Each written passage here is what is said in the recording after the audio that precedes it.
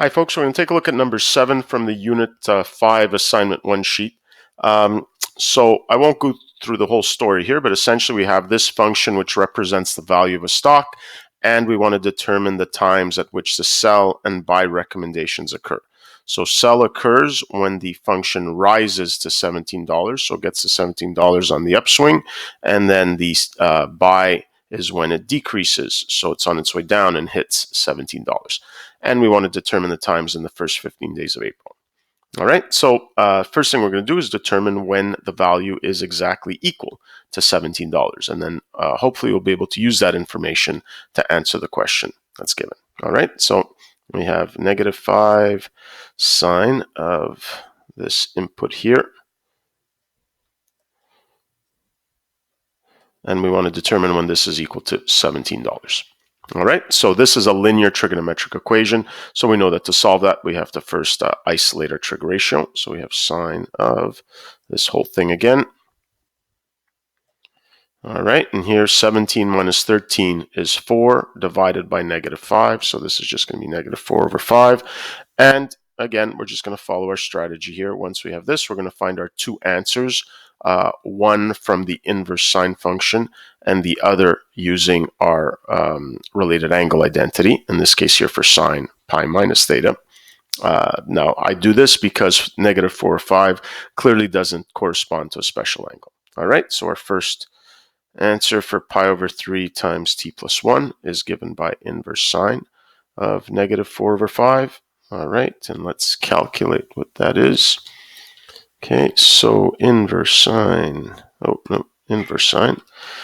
-4/5 is -0.93. And of course, our other solution is given by that related angle identity that I spoke about. So pi minus -0.93, and that's approximately pi minus or plus 0.93, since I'm subtracting a negative, and that's 4.07. Okay, but of course I'm not interested in when this expression is equal to -0.93 or 4.07. I'm looking for values of t. So let's now solve for values of t. Okay, so let's take -0.93. So what do we have to do here? Since this is in brackets, first we have to multiply by 3, divide by pi. So times 3 and then divided by pi. And then from there we can subtract 1. Okay, so -1.89. All right, and we'll do the same thing with 4.07. So 4.07, so first times 3 divided by pi, and then subtract 1. So 2.89.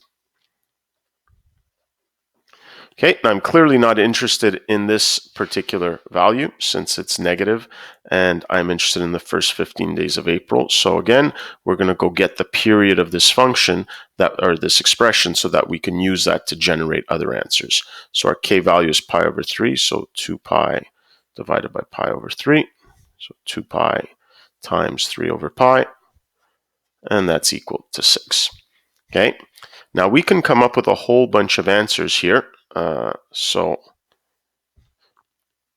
our first one, okay, because if I add 6 to this, it'll be beyond this one. So 2.89 is our first answer. So now the reason why I'm going in order is because I want these buy and sell recommendations. I just want to, we'll see in a second why it's important to put them in order. So the next one would be -1.89 plus 6. Okay, so that's 4.11. Okay, and I'll go one more for now. So 2.89 plus 6 is going to be just 8.89, and we'll see the others. Now, why am I stopping here? Because I need to determine when these times refer to increasing to $17 or decreasing to $17. All right, and the way I'm going to do this, I'm just going to draw a quick graph, and I think that should help me to quickly identify when those two things are occurring. All right. So if I have my function here, I look at this function, so I know it's going to be some negative sine function. Okay, so I've got a I've got an amplitude of 5, an axis of 13. So the unphase shifted graph is going to look something like this. Okay, And then, of course, I'm shifting it to the left by 1. So I know that my graph looks something like this. Okay.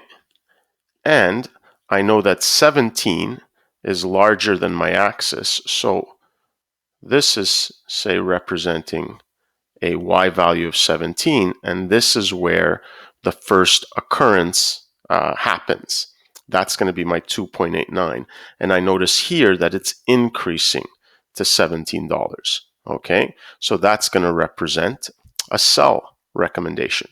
Okay, whereas the second answer, which would be my 4.11, it's decreasing to $17. So this is going to be when my buy recommendation occurs.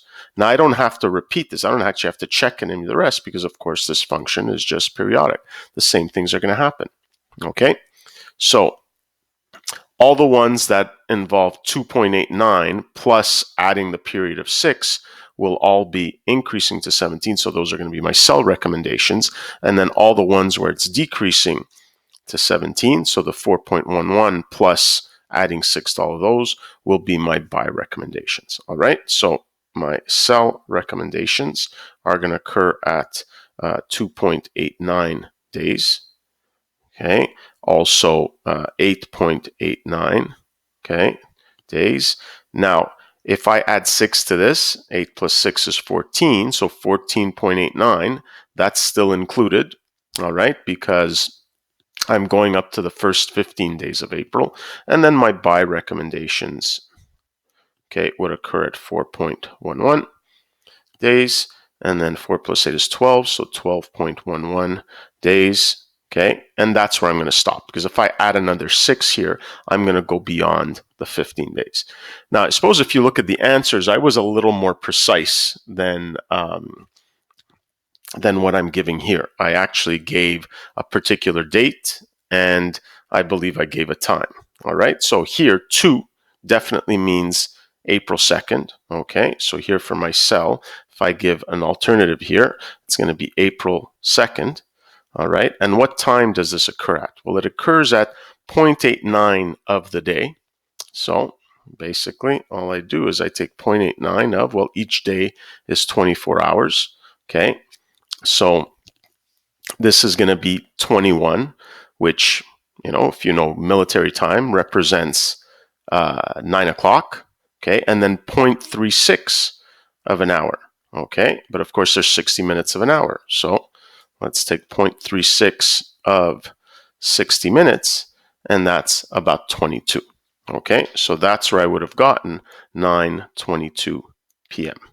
All right, and then of course, because the rest are all 0.89, I know, well, I've already calculated 9:22 p.m. So the next one would be April 8th at 9:22 p.m. And the next one would be April 14th at 9:22 p.m.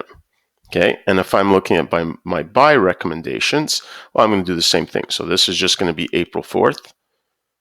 All right, so let's figure out what time of day that is. So again, do the same thing, 0.11, 24 hours in a day, so times 24, that's 2.64. So that's going to be 2 a.m., and let's check 0.64. 0.64 times 60 minutes in an hour is going to be about 38, okay? So that's why this happens at about 2:38 a.m., okay? And then, of course, also on April 12th at, again, 0.11, so 2:38 a.m. Okay, I probably would have been happy with these answers here, but that's just how we can quickly take an answer which is not something that the common person would necessarily be using to give these answers. They would expect a date and a time. And so this is how I can go from this decimal answer and interpret it as a date and a time. All right, so just to do a quick recap here, we determined when the value of the stock would be exactly equal to $17. Once we figured that out, we used the graph to help us determine when it was increasing to $17 or when it was decreasing to $17. All right, that's it for this one.